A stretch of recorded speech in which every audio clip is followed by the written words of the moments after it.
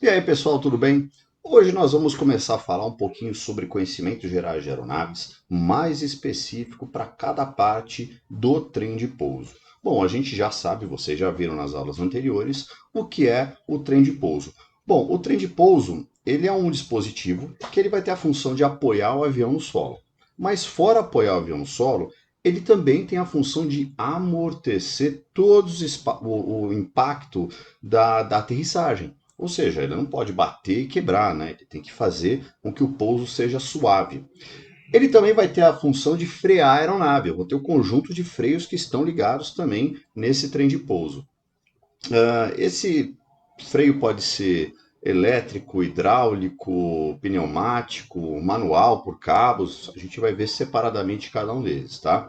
Geralmente os sistemas pneumáticos e manual são os mais usados como sistema de emergência. A gente também vai falar disso. Bom, o trem de pouso ele também é responsável pelo controle no solo, né? Então toda manobra efetuada pela aeronave em solo é decorrente da aplicação do trem de pouso. Então a gente tem a roda direcional. Nisso a gente já sabe. Nós temos a bequilha, que é aquela rodinha direcional que fica lá atrás, debaixo da empenagem, aviões convencionais. E nós temos também o trem do nariz, os aviões triciclos, né? Essa parte já está tranquila. Nós temos que saber também uma definição do tipo de aeronave quanto à distância de pouso e decolagem. Então nós temos um tipo de aeronave que a gente chama de VTOL. O que é VTOL? São siglas em inglês, tá? Então é Vertical Takeoff and Landing. O que significa pousos e decolagens verticais. No caso de um VTOL, é o helicóptero. O helicóptero é um VTOL. Nós temos também o STOL, e não confunda com o STOL de perda de sustentação. O STOL é Short Takeoff and Landing, ou seja, decolagens e pousos curtos. Um avião STOL é aquele tipo de aeronave que consegue decolar e consegue pousar em espaços muito pequenos, menores que 200 metros de pista. Então, uma pista menor que 200 metros, nós consideramos esta aeronave um STOL. E nós temos o CTOL. O CTOL é aquele avião convencional, Conventional Takeoff and Landing, ou seja, pousos e decolagens convencionais. Ele já vai utilizar muito mais pista, acima de 200 metros de pista, tá? Esses três itens a gente tem que saber que pode cair para vocês, é uma questão simples para que a gente já consiga matar muita questão, muita pergunta. Bom, uma outra coisa também que nós temos que falar no trem de pouso são os amortecedores. Nós temos os amortecedores do trem de pouso. Então, eu tenho três tipos de sistemas que são utilizados para amortecer esses impactos do avião no solo na hora da aterrissagem, queira você chamar de qualquer maneira. Primeiro, nós temos os amortecedores de mola. Os amortecedores de mola são um sistema bem simples, tá? Na realidade, a gente não pode nem considerar ele mesmo um amortecedor, porque esse dispositivo é constituído de um tubo de metal, né, um tubo de aço, geralmente flexível, tem uma borracha como o cálcio, que apenas devolve o impacto do avião para o ar, ou seja, um Paulistinha, um aeroboeiro, o Cessna mesmo, um 50, um 52, se eu bater esse avião no solo, ele vai me devolver essa pancada. Então, na verdade, ele não vai dissipar a energia do impacto, ele vai só causar a terceira lei de Newton, a lei da ação e da reação. Se eu bater com esse avião no chão, ele vai me jogar novamente esse avião para cima. Tá? Esse é um tipo de trem de pouso que vocês vão encontrar bastante em aviões de instrução. Mas é um tipo de trem de pouso que já está ficando obsoleto nos dias de hoje. A gente não está usando mais nos novos aviões. Nós temos também os amortecedores hidráulicos. Quais são os amortecedores hidráulicos? São aqueles que são constituídos por uma haste. Então eu tenho uma haste, vocês estão vendo a imagem aí. E essa haste ela desliza dentro de um cilindro. E dentro desse cilindro nós vamos ter um fluido, tá? Geralmente é um óleo, né? Um fluido oleoso que amortece esses impactos antes de devolver aquela força da aeronave para o solo. Ou seja, ele amortece esse impacto e ele vai ter uma mola externa. Essa mola externa, que ajuda também a amortecer, ela não vai se expandir rapidamente, porque aquele fluido que nós temos dentro do amortecedor, ele vai passar por um orifício bem pequeno, então para ele passar nesse orifício, ele cria uma certa resistência. E essa resistência não deixa o amortecedor expandir de uma vez. Então, ele abaixa com tranquilidade e vai expandir bem devagarzinho. Então, ele ajuda bastante o processo do pouso. É o tipo de amortecedor igual do carro, tá? Vocês vão ver amortecedores assim nos carros. Nós temos também os amortecedores hidropneumáticos ou oleopneumáticos. O que são isso? São amortecedores constituídos também de uma haste, né, de metal dentro de um cilindro que pode conter um fluido, que é o ar no caso, né, não é óleo. Pode ser um ar, um gás sob pressão, enfim, pode ser vários tipos. Esse é o melhor sistema de amortecimento. Por quê? Pois ele dispensa o uso da mola. Ele não vai precisar da mola. Ele amortece os impactos até dos pousos mais bruscos, né? Aquele hard landing. Então ele vai amortecer melhor. Esse já é o tipo de trem de pouso utilizado nos aviões de maior porte. Continuando a falar do trem de pouso, nós temos também, já falamos do amortecedor, já falamos enfim, da bequilha da roda direcional. Agora a gente vai falar do que realmente entra em contato com o solo, que são o conjunto de rodas e pneus. Vamos começar falando das rodas. Bom, as rodas elas têm a função de permitir o rolamento da aeronave no solo, ou seja, eles vão possibilitar que o avião consiga se deslocar no solo. Eles também vão ajudar na frenagem, certo? Porque o conjunto de freios vai estar ligado na roda e basicamente eu vou ter nesse conjunto de freios uma roda, um cubo, flange, um pneu, uma câmara de ar, tudo isso daí que são fixados, ligados no freio da aeronave, ou seja, isso tudo, aquele cubo de roda vai estar preso no freio e a gente vai entender como que funciona, tá? Bom, vamos começar falando dos cubos e das flanges. Cubo e flange são a roda, né, do avião. Elas podem ser, se vocês conhecem roda de caminhão, igual rodas de caminhão, que você parafusa, né?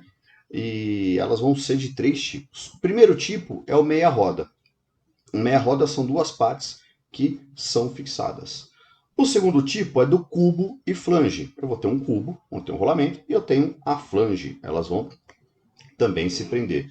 E eu tenho um terceiro tipo, que tem flange, cubo, flange. Certo? Então vai ter uma flange que vai aparar a roda, vai ter um cubo no meio, que vai ser parafusado essa flange, e a outra flange que encaixa. Certo? Vocês podem ver nas imagens aí os 3 tipos que nós temos aí. Bem simples isso daí, não requer muita dificuldade para a gente memorizar. Agora, já falando do pneu. O pneu, ele vai ser o que vai literalmente entrar em contato com o solo, né? Então ele vai ter aqueles sulgos lá, ele vai ser, vai ter uma calibragem específica, enfim.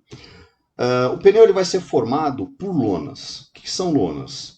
Lonas são partes de borracha com até metal entrelaçado que vão tornar a carcaça desse pneu resistente à banda de rodagem, tá? A banda de rodagem é o que vai entrar em contato literalmente com o solo, é aquela parte do pneu que entra em contato com o solo, chama-se banda de rodagem. Elas vão ser desenvolvidas para atuar em diversas superfícies. O pneu ele vai gastando normalmente, ele tem como função isso porque para dar aderência. Depois você vai ter que trocar, claro que ele tem uma certa periodicidade de uso, onde você vai trocar. Você vai ver no pneu as partes que eles estão mais careca, tal, tem uma limitação, mas o piloto é responsável por fazer isso na inspeção visual, tá? O pneu vai ajudar onde? Ele tem sulgos que vão ajudar na fuga da água, ou seja, se eu pousar numa pista que esteja molhada, ele vai fazer com que o meu avião consiga manter a direção, tá? Bom, vamos falar agora das partes. A gente já falou do pneu, agora vamos falar da câmara de ar. A câmara de ar, ela fica na parte interna do pneu, tá? Contém o ar de inflagem. O que é esse ar de inflagem? Aquele ar, é uma boia, uma bolsa que vai fazer esse ar ficar preso lá dentro, tá? Sendo que essa pressão gerada pelo ar, ela vai ser suportada pelo pneu. O pneu ele vai segurar, porque ele tem resistência. A câmara de ar não tem tanta resistência, ela só vai evitar que o pneu murche. Existem também os pneus que não possuem câmara, que eles são vedados sozinhos pela contenção do ar. São pneus mais novos, né? Para melhor aproveitar o uso dos pneus, o que a gente tem que saber? Primeiro, para pistas que são pavimentadas e duras, eu vou ter que calibrar o meu pneu com alta pressão. Ou seja, uma pista pavimentada dura, a calibragem no meu pneu tem que ser maior, alta pressão. Para pistas de grama, terra solta, cascalho, aí eu vou calibrar o meu pneu com baixa pressão. Beleza? Bom, agora vamos falar do sistema de freios. A gente basicamente tem dois tipos de sistemas de freio. A gente tem o freio a tambor e o freio a disco. Mas os dois, né, tanto o tambor quanto o disco, eles têm a mesma função. Então, a função principal desse sistema é frear a aeronave, é auxiliar a aeronave na parada no solo. E ele também tem uma segunda função, né? A maioria dos aviões tem essa segunda função, que são auxiliar em curvas mais fechadas, nas manobras do solo. O freio, ele não é um pedal só para todas as rodas. Ele tem um freio na roda direita e um freio na roda esquerda, que os pedais são individualizados. Se eu pisar só no pedal do lado direito, aquela roda do lado direito vai parar, então eu consigo fazer uma curva para a direita. Se eu pisar só no pedal do lado esquerdo, a roda esquerda vai parar e eu consigo fazer uma curva para o lado esquerdo. Isso chama-se frenagem diferencial, beleza? Acho que fica claro, né? Frenagem diferencial é quando há necessidade de fazer curvas fechadas com aeronaves com trem de pouso convencional. O piloto aplica o freio junto ao leme de direção para o lado que ele deseja curvar. Certo? Tranquilo, né? Bom, o sistema de freio, geralmente ele vai ser instalado no trem de pouso principal, tá? Por quê? Porque é onde vai segurar toda a força da aeronave. Na bequilha, se a gente estivesse falando num avião convencional, ele não ia fazer nenhuma diferença, ele seria totalmente ineficiente, com aquela roda pequenininha não conseguiria segurar a aeronave, tá? Algumas aeronaves, o freio está instalado diretamente no pedal de direção, no caso num tupi, ele vai ter um freio acima, tem um pedal do leme de direção e o freio um outro pedalzinho acima.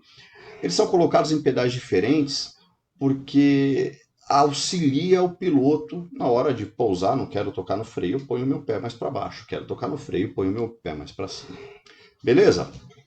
Bom, vamos falar agora especificamente dos tipos de freio. Então tem o freio a tambor. O que é o freio a tambor? É um freio que possui um tambor que ele vai girar junto com essa roda. Quando você aplica o freio, vai ter duas sapatas dentro desse tambor que vão se atritar, elas vão se expandir por uma mola, e ela vai ter um cilindro dentro que vai auxiliar na expansão, fazendo o atrito parar o avião, tá? Esse é o freio mais antigo, né? Não é um freio tão bom. Os melhores freios são os freios a disco, né? Que são mais novos, mais recentes. O freio a disco ele vai ser o quê? Ele vai ser constituído por um disco que gira junto com a roda. Ele vai ter uma pinça e duas pastilhas. Quando o freio é aplicado, as pastilhas fazem pressão contra esse disco, ocasionando a frenagem de cada roda. Certo? Esse é o tipo mais moderno de freios, né? Continuando falando de freios, a gente tem alguns sistemas para acionamento desse freio. Então eu posso ter um sistema mecânico, pneumático ou hidráulico. A gente vai falar das três diferenças aqui e o que cada um tem de vantagem ou desvantagem. Vamos primeiro falar do freio mecânico. Freio mecânico é o mais simples que tem, tá? E ele é bem confiável, um dos mais confiáveis, inclusive. Porém, ele só pode ser usado em aviões de pequeno porte. No caso, Paulistinha, Aerocoeiro, Cessna, enfim, aviões pequenos. Por quê? Porque o acionamento do freio é dado mecanicamente através de um cabo. Então, vou ter cabo, haste, alavanca, polia. Eu vou pisar no freio, eu vou puxar esse cabo, ele vai frear a aeronave. Se o avião for muito pesado, eu não vou ter força suficiente para manter essa frenagem, certo? Já o freio pneumático. O pneumático que a gente fala é ar, né? É um sistema acionado por um cilindro mestre que comprime o ar que está no seu interior. Quando ele é acionado, esse sistema vai empurrar esse ar daquele cilindro mestre para os cilindros escravos, né, que vão auxiliar na frenagem. Esse não é um sistema tão confiável. O pneumático não é confiável. Por quê? Porque eu não consigo olhar vazamento. O vazamento de ar é um vazamento invisível. Então, eu só consigo ver um vazamento se eu passar com o mecânico e aí ele colocar um tipo de gás colorido para ver onde está vazando. Mas não é um tipo de freio tão confiável porque a gente não consegue fazer uma inspeção visual tendo a certeza que ele está funcionando. Certo? Bom, nós temos agora o último desses três, que é o sistema hidráulico. O sistema hidráulico ele é o mais utilizado em aviões de médio e grande porte, alguns de pequeno porte também, tá?